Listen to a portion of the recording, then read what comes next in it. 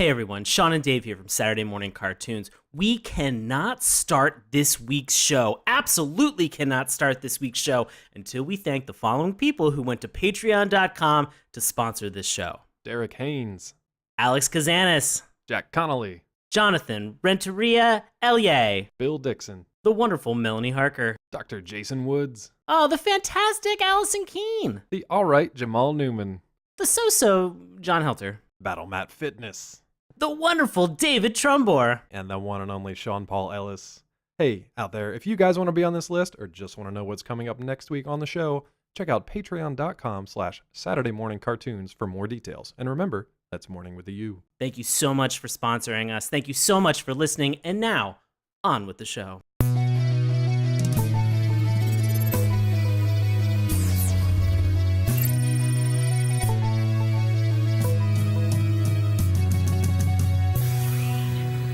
Hello and welcome to a very special episode of Saturday Morning Cartoons, the weekly podcast that revisits, reviews, and ridicules some of the world's weirdest animated series. Coming to you from the depths of holiday cheer, I'll be your co-host, Dave Trumbore. The ghost of Christmas past is joining me apparently. That is Sean Paul Ellis. How's it going, bud?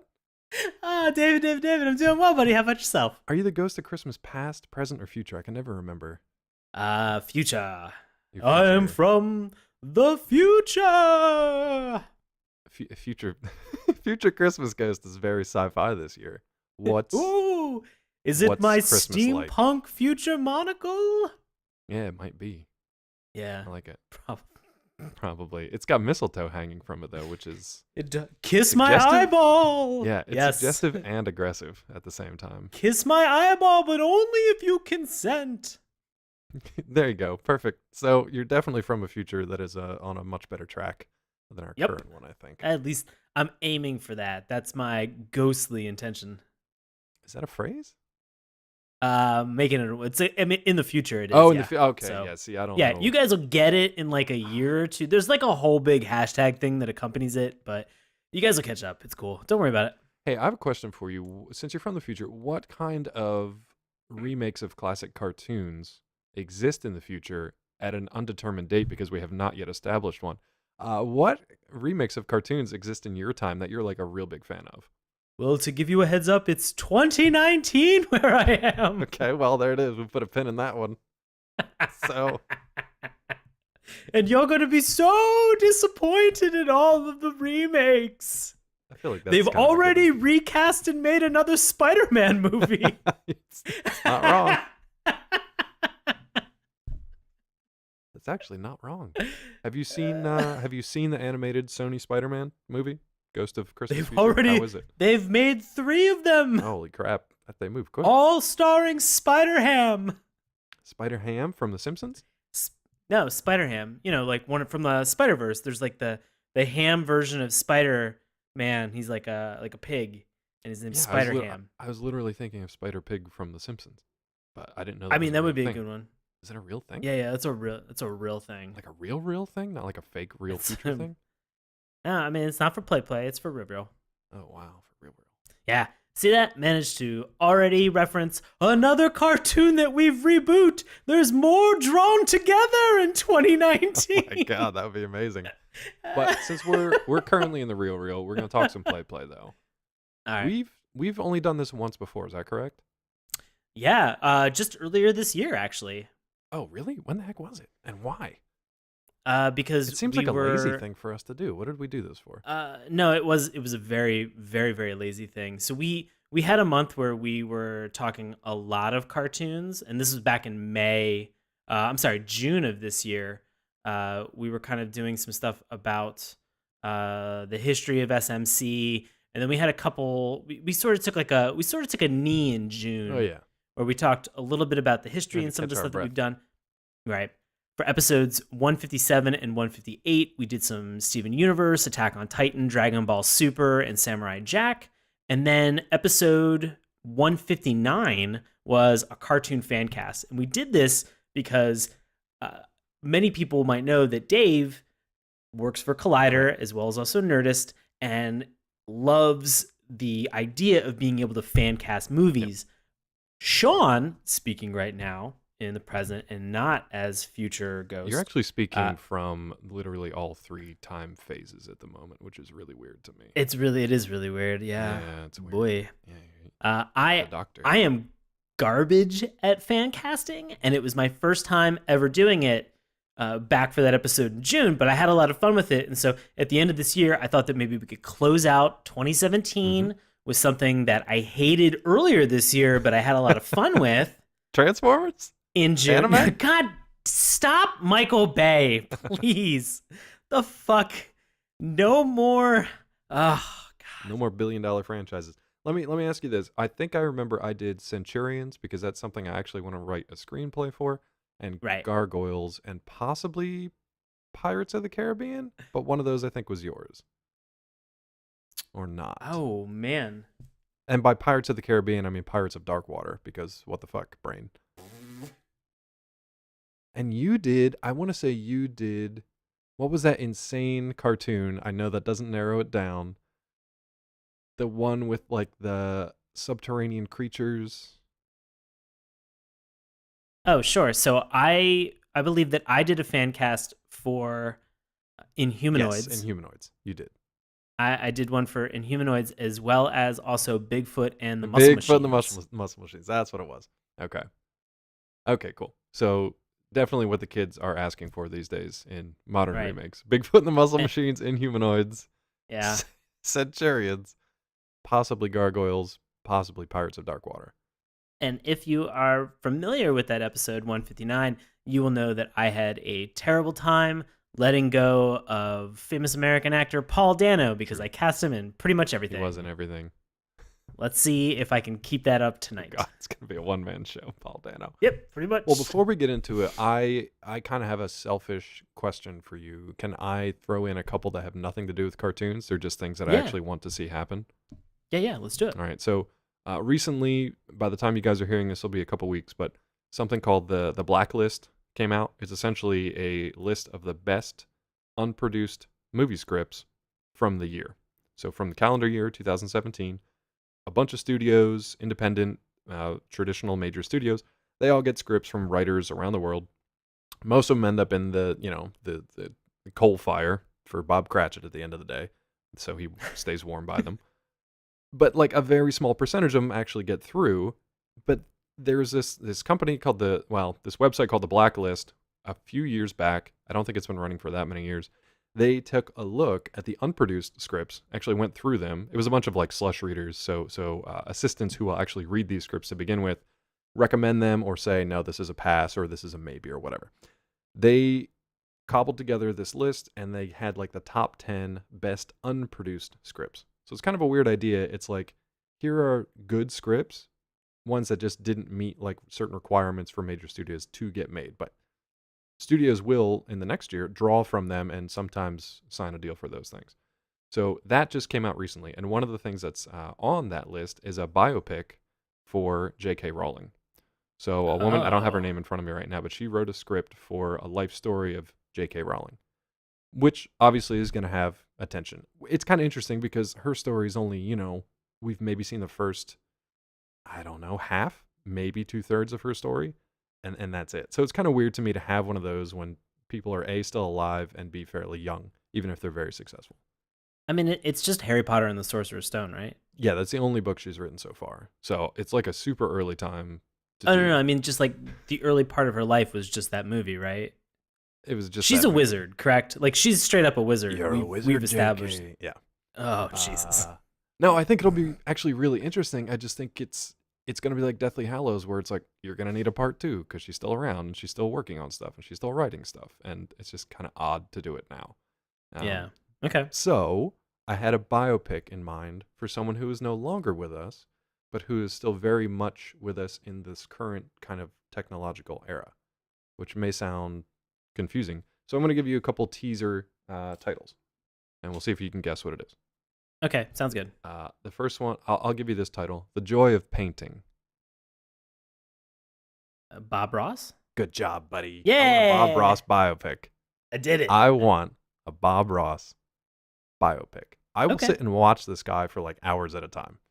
it's like a drug for me. It's like the cheapest pharmaceutical drug to like calm me down and make me take like slow, deep breaths ever. Because I watched them as a kid, like a latchkey kid. Parents weren't home, so I was just there doing homework. Had Bob Ross on PBS in the background, and it's still got that same kind of like weird nostalgia feel, but also like calming effect today. And the fact that he streams on Twitch and Netflix and YouTube, and pretty much anytime you want throughout the day, you can always just get that hit of Bob Ross and Happy Little Trees. I have a Funko not 5 feet from me with Bob Ross. I have a board game from Target about Bob Ross, literally right in front of me. I'm not obsessed, and I don't think I have a problem, but I really do appreciate the Bob Ross brand. So I want a biopic. I want a biopic. Okay. All right. I could see that. That would be really fun. Did you watch Joy Painting growing up? I very sparingly. I was a latchkey kid as well, but I think that if I wasn't doing Saved by the Bell after school, I was doing Darkwing Duck, Animaniacs, and Tiny Toons all the time. And so I think I had either that live action after school or animated, and I don't think that painting really ever came. Really? I can't remember what time it was on, but it was such like a different energy that it just completely zened me out as a kid. I'll say this. I took a painting class in college, and I made the mistake of doing it my final semester when I was at Pitt. When you didn't care. Yeah, when I didn't care. And it was on a Friday, and it started, it was a 3.5 hour class from 9 o'clock until 12:30. What were you thinking? Every week. I wasn't thinking, I was thinking, how can I get a majority of the days of the week off? And this is one class that I can consolidate into 3 hours on a Friday morning. Gotcha. And I can show up and I can do whatever I want. Actually, I thought to myself, a majority of the time, I can just come in here later in the day and do probably all the work that I need to. It doesn't have to be in the context of the actual class. Yeah. Good call. And that's how Sean became the new Bob Ross. Guys, I do actually like painting. And as you're talking about all the stuff that you have that's in close proximity to you, off to my right-hand side, I actually have 2 blank canvases and an easel. And I have all of my brushes and all of my stuff that's still upstairs. Is it the official Bob Ross easel, though? Because that thing was like nuke-proof. No, it's definitely not. You could hide under it in the Cold War, and it would keep you safe. No, mine was sort of like one of those art student easels that you get. Yeah. It's still pretty nice, but it's made by it's made out of like particle board, and it's broken once or twice, and I've kind of glued it and put it back together, but it still works. And I need to, you know what? Maybe 2018 next year is going to be the year that I get back into doing some Happy Little Trees and relaxing a bit. Maybe don't like throw that on your plate. I'm gonna wait until I retire. But in the meantime, I would like to see a Bob Ross biopic. I think it'd be a lot of fun. In the meantime, though, as a follow-up, I'd like a Thomas Kincaid biopic then afterwards. Fair enough. We can do them side by side and compare. Yeah, gotta get which one looks better. Gotta get those fancy mall paintings that make moms just go, "Oh, should we go inside the Thomas Kincaid store right now?" Mom, we don't need to go. It's the same painting you've seen 1,000 times before. Relax. But this one has a new hydrant. God damn it. Yep. This one's got smoke in the chimney. All right. You know what? I can get on board with the Bob Ross biopic. I would like to see he's that got as a well. really fascinating kind of background and backstory and stuff too. So I'm not going to belabor the point, but yeah, I want to see a Bob Ross biopic. And Ryan Reynolds as Deadpool as Bob Ross does not count. God, I know you guys out there are thinking about it, but it does not count. It's very funny. I'm very happy that he did it, but it's not quite a biopic. Close, but not quite. Okay, cool. What else? Hey, you said you said you got 2. Yeah, you said you got 2. What else you got? This one's an original idea. Which I don't tend to throw out very often because it's kind of like a really stupid thing to do, to tell people that you're working on something and put it out there in the real world. Okay. But I love A Christmas Carol. I love it. Okay. And I've watched pretty much every adaptation that there is. I have a ranking over on Collider.com. You can go check that out. If you just search A Christmas Carol, you'll find my ranking there. It's I think it's probably 20 or 25 different adaptations. Some I just mentioned in passing because they're not worth watching, but the rest of them I'm here's a good reason to watch this movie, even if it's Cicely Tynan in Ebenita, one of the worst Christmas Carol adaptations ever. It's really bad. To like Scrooge, to like the classic ones from like the 40s. Anyway, I would like to see a new, modern, good Christmas Carol adaptation, but set in like a contemporary setting. And the idea that I'm kind of playing with has a descendant of Ebenezer Scrooge, because he may not have had any kids of his own, but he did have relatives and family. I'd like to see what happened to like his lineage and what happened to his family, and if they have to learn those same lessons all over again, or if the lessons that Ebenezer apparently learned, how that affected his family generations later. So I'd kind of like to see that. And the guy I have in mind to play this kind of descendant character is John Krasinski. Obviously because of The Office. Not so much now that he's all jacked up and playing like Jack Ryan and like military like soldier characters, but more from The Office. So think John Krasinski from The Office. And I picture him in like a corporate setting and having to kind of relearn these things all over again. So an idea that I've been working on for a while, and I only ever write ideas down around this time of year, and as soon as New Year's is over, I will not think about it again for 10 months. So I figured I'd get it on the podcast now. Can this idea have a lot of the same Office-style confessional shots? 100%. Perfect. All right, I'm on board. And Steve Carell will play Jacob Marley, I guess. Why not? Just so he can be weird and rattle some chains. The ghost of Agent Michael Scarn. Yeah, he would love that, actually. I think he would really I know. That'd be fun. Yeah, I want to put Jim back in the office, essentially, is the whole thing. Yeah, I could get on board with that. Okay, cool. Enough non-cartoon stuff. What do you got? I'm really anxious to hear this. This is like my present from you for the year. Okay. All right. I get to unwrap and peel back your layers. So the one cartoon that I really wanted to podcast this year, feel me out on this because I got a couple things going with this. Okay. Captain Planet and the Planeteers. Wait, we covered the cartoon though, right? Yeah, we've covered the cartoon. Was I on that episode? I can't remember. You were not. I think that was one of the ones where you had a guest too.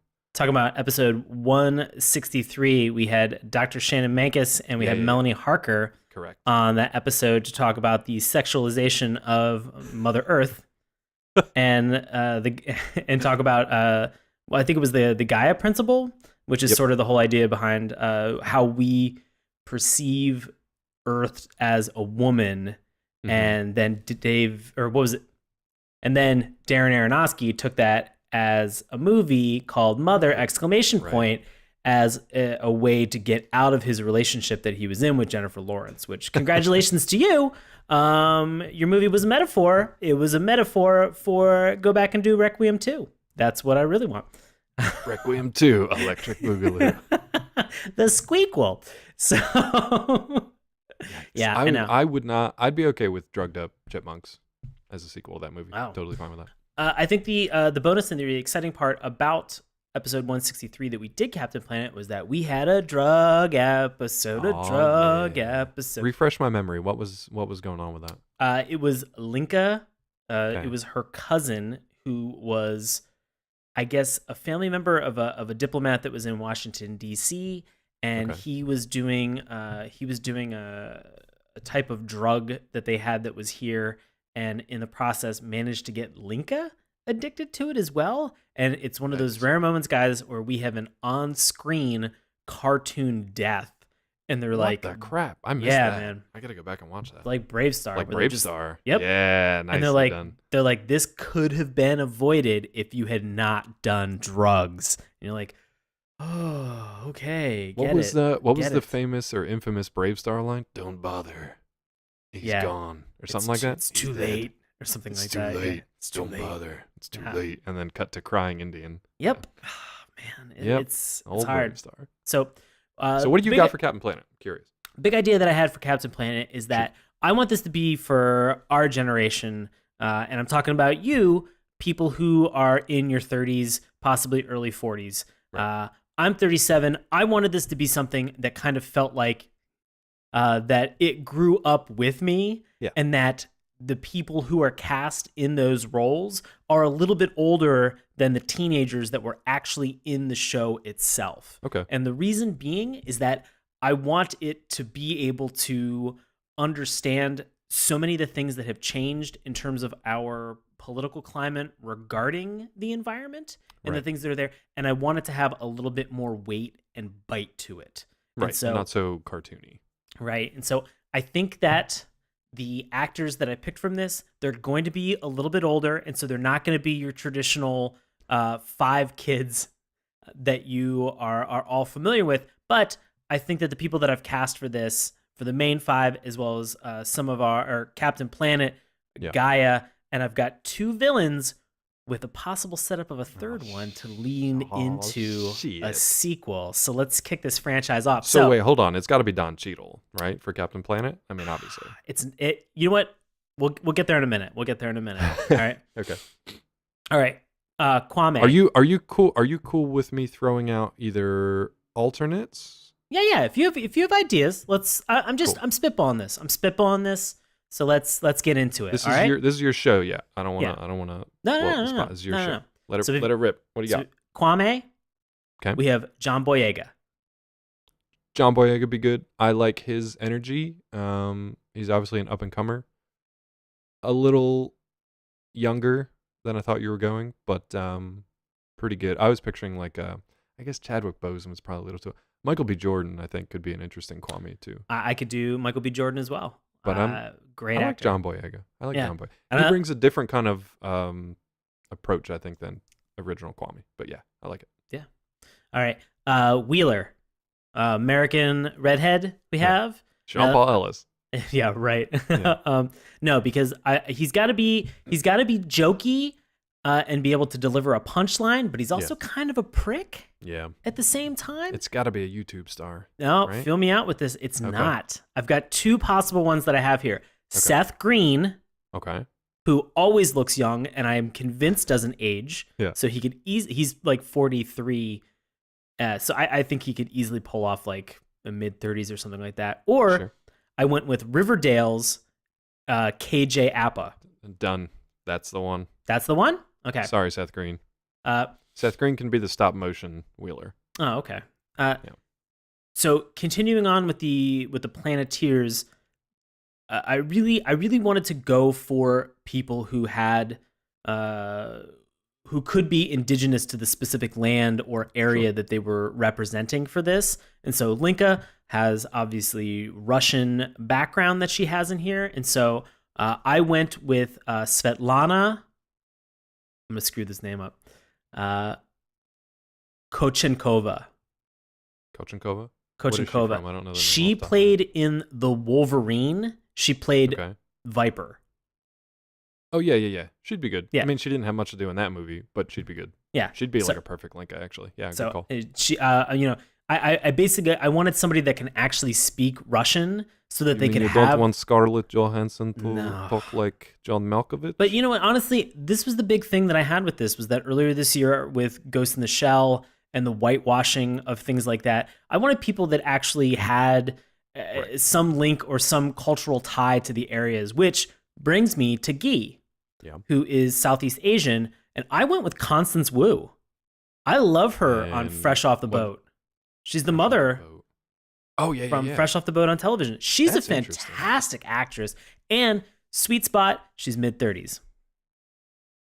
Yeah, that'd be really good. It's weird because she's like a mom, so I always think of her as like an older actor, but she's not. I do because I forget that not. I am an older person as well. Right. When I talk cartoons, I automatically become a child again, so it's weird for me to cast that. She's like our contemporary. So so great. She's hilarious. She's very, very funny. Yeah. So to round out our Planeteers, I have Mati. Mm-hmm. Now, I went with a Brazilian actor. You wrote out of the script. Right? No. I cast Mati as a slightly younger actor because he's played as being a younger character to the rest of the Planeteers. So you would know this actor best from Game of Thrones. Okay. He played Robin Aaron. He's a Brazilian actor named Lino Facioli. I had no idea that kid was Brazilian. Kid's Brazilian. How about that? Yeah. I like it. So I think he's like maybe 17, 18 That's in good. age. Yeah. Yeah. Plenty young. Cool. All right, we got the main Planeteers now. Everybody's got their rings. They're all geared up and ready to go. Ready. Obviously, Constance, Kid from Riverdale, and John Boyega are going to be leading this. Yeah. Yeah, okay. Exactly. So we have all the Planeteers. So let's summon Captain Planet. Got to by their All powers right. combined. Right. Captain Planet we have coming up. I put Chadwick Boseman that you've already mentioned. Interesting. Yeah, man. I love Don Cheadle in what he done did. It, though. Yeah, but he's already done it. Done it, yeah. And it was hilarious. And I don't want it to be something that continues in that. I think Chadwick Boseman would be able to do a great job with this. Dude's already jacked and built. And I love the idea of having him take on that role. Here's what's interesting about that. So you've got the Gaia, right? You've got Mother Earth, who she was a dark-skinned character. I don't know if they ever like assigned, quote, an ethnicity to her, but it's weird that like as this Mother Earth figure, she would summon a greenish blue-skinned, green mulleted, weird pants wearing dude. I'm not trying to say that. I'm not trying to say this, but the period that we grew up, Dave, was very weird in terms of its fashion sense. Everything was weird in terms of everything. Yeah, I actually really like that a lot. I was sticking with my white male privilege, and I was thinking Armie Hammer, just because I feel like you could just put him in the mold of that Captain Planet from the 90s, and he would look exactly like him. No, fair enough. Doesn't mean he's the best fit for it. I just think that with a green mullet, I'm pretty sure that Armie Hammer would look exactly like him. But gotcha. I like Chadwick Boseman. I like that idea. I will say that my original thought for this, which is my original thought for pretty much anything nowadays, is what if we put Dwayne Johnson as Captain Planet, but with Black Adam coming out, I was like, I don't want to do this. And I'll actually have to give credit. Melanie Harker was the one who suggested Chadwick Boseman. I like it. So I like it she a lot. gets However, I still think you have, good job, Mel. I still think you have room for Dwayne Johnson. Okay. Do you want to know where? Where? I'll tell you where once you tell me your villains. You got to tell me your villains. All right. Because this will be interesting. I'll be curious to hear this. So for Gaia, if you remember, Whoopi Goldberg was the original voice of Gaia. I straight up want Whoopi Goldberg to make just keep Whoopi. Yeah, just keep Whoopi. Like she's great. That's her voice. I want her to do the whole thing with the beginning where she's like Earth. And then she goes into the entire story at the beginning. That would be super fun for me. So let's keep it with Whoopi. If Whoopi, for some reason, is not available, Oprah Winfrey. Read my mind. 100%. Seriously? Yep. Nailed That's exactly what I was going to say. Yep. Excellent. So if you remember... You could even pull a weird Matrix switch where they're just like, here's a wise old black woman who, whoops, we no longer have her. So let's just put another wise old black woman in and hope that... And then write some sort of weird... script thing in. I don't want anything to happen to Whoopi Goldberg before this movie gets made, and I don't want anything to ever happen to Oprah. Exactly. Nothing can ever happen to Oprah. All right, this all sounds too good. So who do you have for villainy? All right, great. So, great question. What I'm interested in doing is, if you remember the first episode, it takes place in a kind of grounded, semi not grounded idea where you have Hoggish Greedley and you have his henchman Rigger. Yep. Who are drilling for oil in like the wetlands or some reserve that should not have a pipeline running through it. And whatever. Yeah. What I really wanted to do was I wanted to give the dynamic of the Planeteers the ability to kind of connect, because this has to be an origin story. Yeah. Sadly. Well, they haven't done the movie, so right. I mean, I'd love to be able to jump into some of the action, as soon as possible. But I wanted to be able to kind of set some of this up with Hoggish Greedley and with Rigger. And so, if you remember, Hoggish Greedley is a very broad status, very big lumbering character. He's a pig man. Yeah, he's a pig man. I really want, and I'm not saying this because this person is of that stature, but because I love him as an actor, John Goodman. You were going to say John Goodman. I think it'd be fun to watch him be a villain again. He's done it briefly a couple of times. I think he'd be good.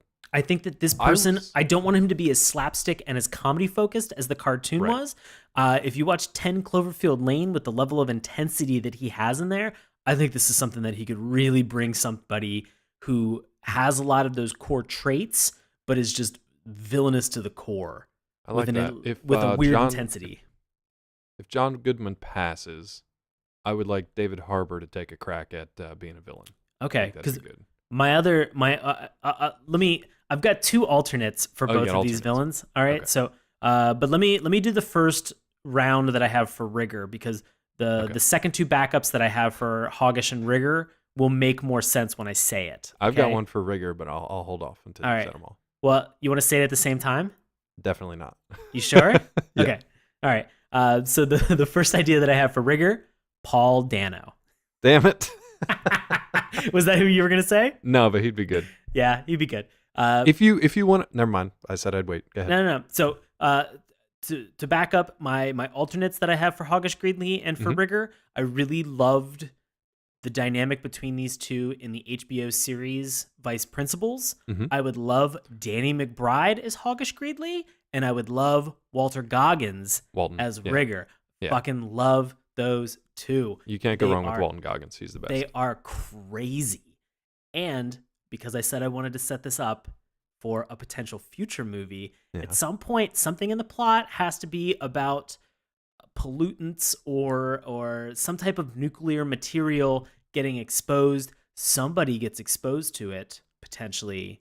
And towards the very end of the movie, the big reveal would be who the potential next villain would be. Yeah. It's Mickey Rourke as Duke Nukem. Nice. I was going to say Dwayne Johnson as Duke Nukem. Yeah, so I mean, that's good. Yeah.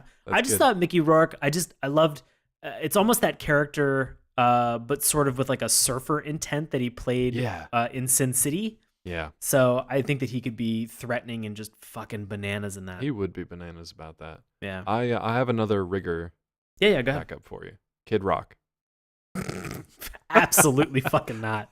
That's a goddamn deal breaker for me, and you know it. It was just when you said Rigger, the first thing that popped in my head was a picture of Rigger and then just Kid Rock right next to him. I'm like, they're pretty much identical. The only way that I would ever want that to happen, the only way that I would ever Spade as Joe Dirt, which is Kid Rock. Yeah, you know what? I'd do that over Kid Rock. But if Kid Rock was to do it, the only way that I would let him do it is that if every time he opened his mouth for any line, it was him just going, "Ball with a ball, da bang, digga, digga, digga, sing the boogie." I don't even think he's the guy that sang that, though. Isn't he? I think it was one of his backup guys. I mean, it's his song, but I feel like it was one of his backup guys that actually sang that. Bullshit. My name is Kid. And then he started rapping. I'm forever upset if that wasn't him. I'm sure it is. I'm sure I'm going to get a lot of weird hate mail from a lot of really strange Senator Rock fans, but oh no. How about Dwayne The Rock Johnson and Senator Kid Rock as a villain team up? That would be like a bad 90s or 80s Nintendo movie. I think, those two villains. Yeah. I also feel like if we wanted to get rid of Kid Rock, we could just pair him up with Dwayne Johnson and he'd just kill him in like 3 seconds. But we'd all be like, you know what? Justified. Totally fine. You're above and then the we law. get get the guy who was the actor in the TV show Justified to fill in for Rigger. Possibly Timothy Oliphant. I can never remember. There are like 4 guys that all look exactly the same, and I can never remember which one's which. Guys, it's hard to tell people apart sometimes. It is. Those dudes all look identical. If Allison's listening to this episode, she knows exactly who I'm talking about. I will say real quick, I would love a Captain Planet cartoon. Here's my twisted version. I want a dark reboot of it, though. I want, instead of Planeteers, who are like good-natured kids who are just trying to like save the world and teach people how to like pick up after themselves and take care of stuff. We did that in the 90s. That's like the Sunshine and Rainbows version. That shit didn't work. Things are worse now than they were before. Things are worse now than when we had the first Earth Day. I want a straight-up like eco-terrorist version of Captain Planet. These kids have ridiculous powers in their rings. I say put them to good use.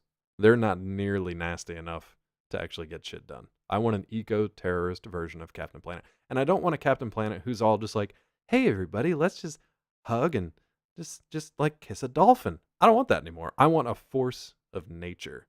I want like category 7 level storms from this guy. Because he's supposed to be all of these elements combined for the power of like, you know, quote unquote, saving the earth. I want something nasty. I want something that's actually going to get your attention. But that's just my twisted sense. I could get on board with that. Nice. Yeah. Hey, you want one more to close it out? Yeah, one more and let's close out. Let's close out 2017. Let's do this. Oh, how about that? It's going to be so nice. It's actually from a cartoon that we just watched last week. Uh-oh. And it's the first time I ever watched this Rankin Bass special. Oh, no. It's The Year Without a Santa Claus. Oh, son of a bitch. Yeah, get excited. All right. I'm in. I'm good. Here we go. As Santa Claus. All right. You've already mentioned him, John Goodman. Okay, yeah, 100%. Right. Love the Goodman. Good Santa Claus. As Mrs. Claus. You may have to dig deep into your mind for this one. Delta Burke. Oh. Designing Women. Yeah. Designing Women. Delta Burke. Oh, 100%. Right, here's a weird one. Okay, yeah. Here's a weird one. Will her mouth match up with any of the things that she's saying? Absolutely not. She is not going to speak at all. We're going to have... Oh, Jesus Christ. We're gonna no. She'll mouth flap. We're going to have... oh my God, what's her name? From the Golden Girls. The last surviving member of the Golden Girls. Oh, Sophia... Betty White. We're going to have her do the voiceover for Delta Burke's Mrs. Claus. Just so we can get the weird mouth flaps. Okay, Here we go. Okay, all right. As Jingle. Remember Jingle and Jangle? Yeah, of course I do. Okay, Jingle. You might have to dig deep again. Eddie Griffin. Okay. Yeah. Eddie Griffin. As Jangle, his kind of dumb sidekick, Ethan Suplee, who you might remember from My Name is Earl. The big guy, Randy, from My Name is Earl. Yeah. Okay. I could get on board with this. Okay. Now we got Iggy. We got the kid who, does kid stuff. You remember him? Yeah, of course. We're going to go Dylan Minnette. He's a little older now. Don't know who that is. Dylan Minnette from, is he? No, he's not the one in Maze Runner. What the heck is he from? Is he from Goosebumps? Now I got to look it up. I got to look up my own fan cast. I think he might have been the... Dylan! Oh, no. Was he in the original Maze Runner? This is unprofessional. You're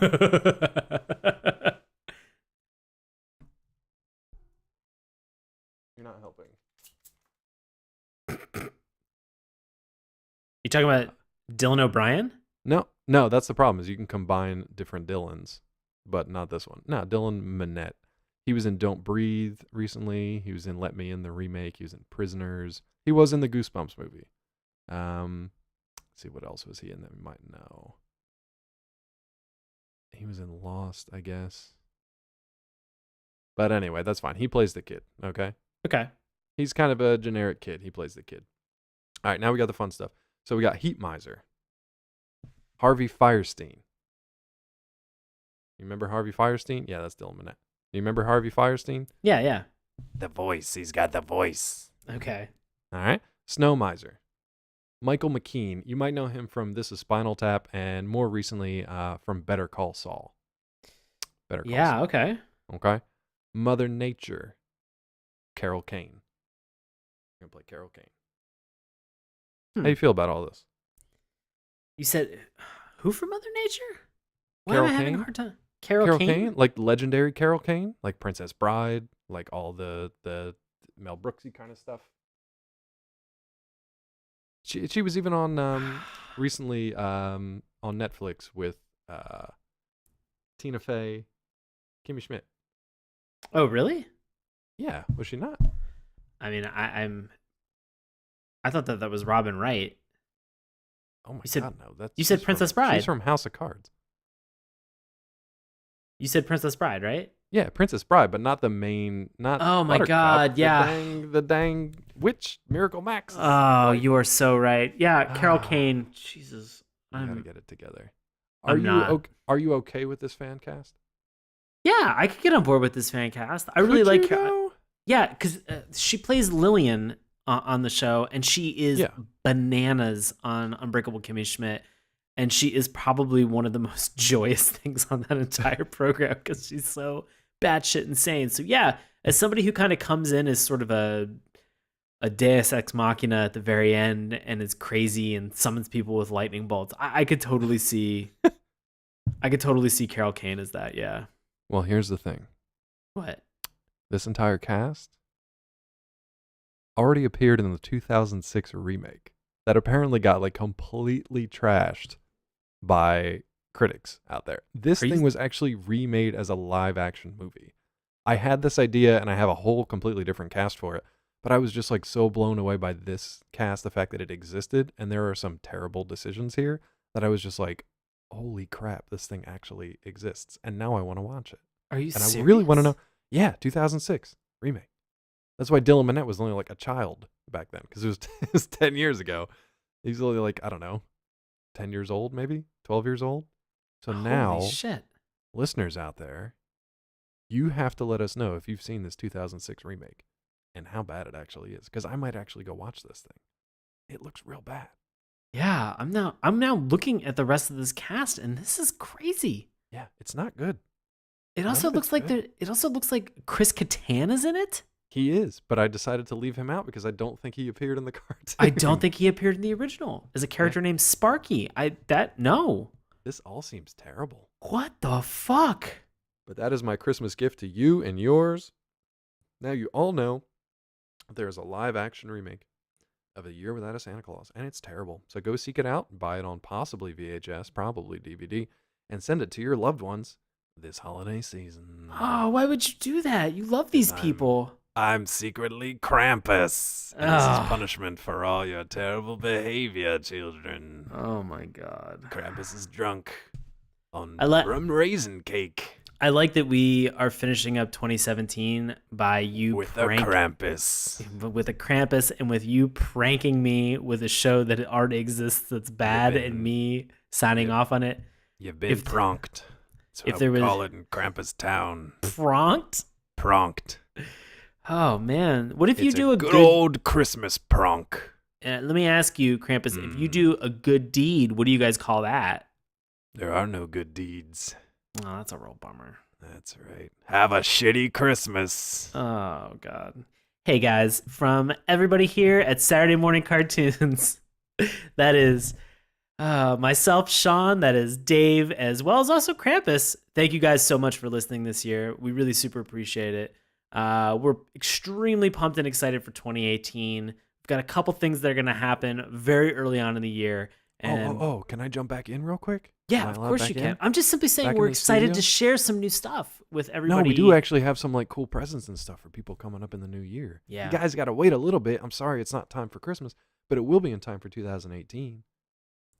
Do you want to tell them about it now? Well, this episode actually comes out on Christmas. Yeah, but do you want to tease them about it? It is kind of like a Christmas present. Yeah, you wait a week to unwrap it. Yeah, you want to talk a little bit about it? So briefly, you guys will see more about this in the days to come. We here at Saturday Morning Cartoons have been happy and privileged enough to have a number of sponsors through Patreon who have given their hard-earned dollars each and every month for a couple of chuckleheads here to put on this show, but it's also allowed us to do some other things. So the long goal here for the SMC team is to actually produce our own original content. We don't just want to just talk about things that already exist for the rest of our lives. We actually want to make something that is, original, that is an homage to the things that we love and the things that we talk about, and actually apply the things that we've learned about through criticism in order to make a solid show or a solid bit of branding or whatever you want to call it. So we're going to dip our toes into the world of web comics coming up right here in January. We have an interesting idea. We've all kind of collaborated on it together. We have an artist involved. We've got a number of projects ready to go, which you're going to see in January. Do you want to give them kind of like a log line? Do you want to give them that? Sure. If we were to tell you guys that we are going to be able to show you something that is a coming of age story in the style of a Charles Schulz Peanuts cartoon with a young version of the Grim Reaper. Yeah, I mean, it sounds... Let that roll around your mind for a little bit. You'll understand it more, I think, when you see it. But imagine if Death's kid went to school and kind of had to figure out life and everything that it entailed. Right. That's kind of what we're going with here, but in a style of like a Peanuts meets South Park, almost. So for the moment, Patreon has been, our patrons have been kind enough to give us the seed money for that, and we've got a few comics that are going to be rolling out in January. You guys are going to be the first ones to check them out. We're really hoping that you love it. We hope they're entertaining, and we hope that it leads to something else in the future. But I think for now, that's your present from us at the end of the year. Aww. Yeah. I think everybody's just like, you know what? I would have preferred socks. We can also send you socks. We're also sponsored this year by Bombas Socks. No, we're not. No, please sponsor us, Bombas Socks. Please sponsor us. All right. I think that's it. I think that's a good tease for the end of the year. We got rid of Krampus, so everybody's happy. All right. Sean, my buddy, thank you for what is this, 3 years now? 185 episodes? Yeah, this is over 3 years now. That's crazy. Yeah, 3.5 now. Yeah. So thank you so much for all your hard work behind the scenes and on the show each and every week. Much appreciated. Merry Christmas out there to everybody, especially to our patrons, to our every week love it or hate it, which unfortunately there is none this week, but thank you, Bobby Anthem. You get the week off. And just thank you to everybody who's listened to the show and supported us, and our subscribers and our patrons and our followers and everybody who's reached out to just have a conversation with us about cartoons or craziness or anything else. Much appreciated. We hope to see you guys in the new year. Everybody that has given us a shout out on Twitter, a like, a retweet, anybody who's on Instagram that has laughed at or commented or liked any of the stuff that we have that's up there, any of the people who have messaged us on Facebook and been like, I'm really enjoying this show, and this is a cartoon that I love to listen to, and here's a shit ton of suggestions. We hope to get to those in 2018, and we're targeting being able to get to some of the more interesting ones that you guys have suggested this year. So we do this because you guys enjoy listening. So thank you for listening, and we hope you had a great year, and we hope you have a great start to 2018. And guess what?